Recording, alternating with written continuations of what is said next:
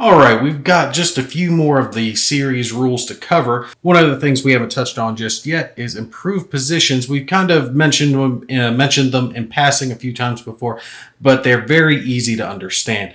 They're going to be assigned to you, generally speaking, in your order of battle, and they can be placed into any usual playable hex, subject to any restrictions that are in the scenario.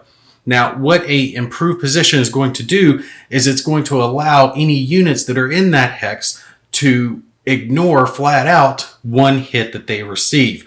So let's say our Jeep here is in a hex that has an improved position.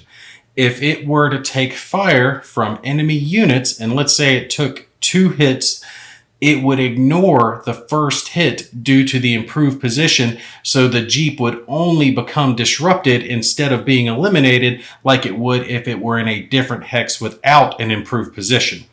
Something else we need to look at is minefields. Now, we've talked about the random minefields previously with the artillery delivered minefields, but you also have placed minefields as well. The rules for these different types of minefields are going to be the exact same, with the exception that a placed minefield does not attack units from its own side. So just for example purposes, let's say this minefield over here was NATO. If these NATO units were to enter this minefield hex, they would not be attacked by it, but both sides would be attacked by a random minefield if they were to enter that hex.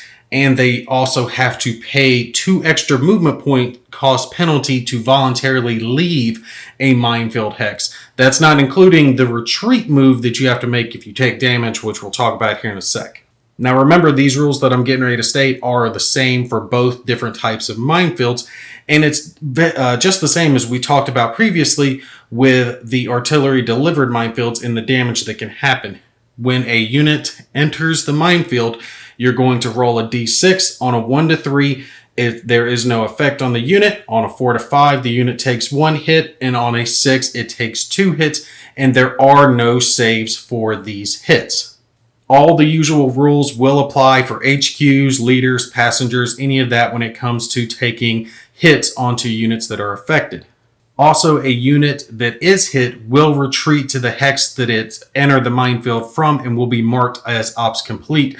So let's say our little T-80 here was driving along and entered this minefield and took a hit. It would be moved back to this location and marked as ops complete. Also, a minefield marker can be hidden before the match. And to do this, you're simply going to take a scratch piece of paper and annotate what hex you are placing your minefields in. So as an example, we see here F4, F5, we would mark the mine as being in F6. And it would not be placed on the map until an enemy unit actually entered that hex. At that point, you would let them know, hey, there's a minefield there, and you would roll for any potential damage that the unit was going to take, and the minefield would remain in the hex for the remainder of the scenario, barring any depletion or removal.